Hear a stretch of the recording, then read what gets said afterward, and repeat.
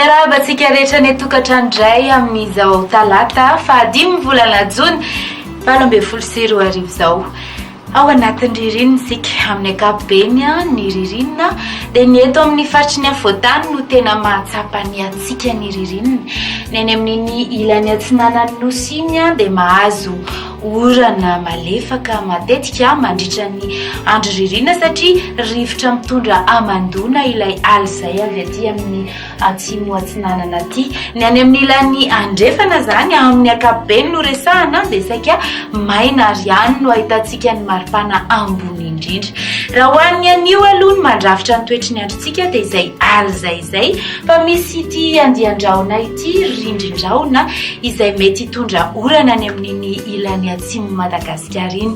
Jerevantsika avy hatrany mety toetry ny andro ho an'ny rapitsy vao maraina dia mahazo andian-javona isika eto amin'ny faritry ny afovoantany iray manontolo. Ny fandimby kosa ny rahona sy ny masoandro any amin'ireo faritra sisa.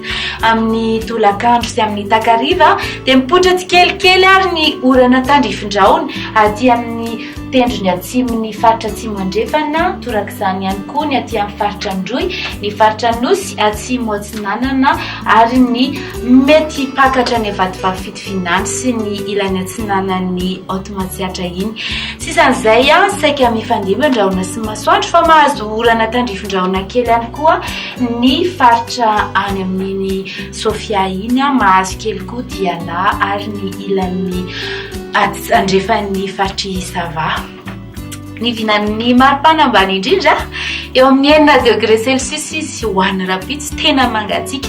Tamin'ny faraka amin'ny 30 ny volana May no nahitana izany ihany koa tany amin'ny faritry Vakinankaratra iny. Ny vinan'ny maripana ambony indrindra kosa eo amin'ny 30 degré Celsius eo izy ho an'ny rapitso any amin'ny faritry Sofia iny. Eto amin'ny faritry ny afovoantany manodidina 30 hatramin'ny 5 degré Celsius. Ho any amin'ireto firenena vitsivitsy ivelan'ny Madagasikara ireto ianao na ihany koa any amin'ireo nosy manodidina antsika dia mahazo orana tandrifin-drahona iray kotraka ny any Paris sy Bangkok, mahazo orana tandrifin-drahona ny any Nairobi, Milan, Maurice, Seychelles, La Réunion, manorana ny andro any Comore fa maina kosa ny andro dia mifandimby andrahona sy masoandro any Johannesburg. Dia izay no mamarana ny fandaharantsika mirary ny soa indrindra ho antsika tsirairay avy mandray-pitafa.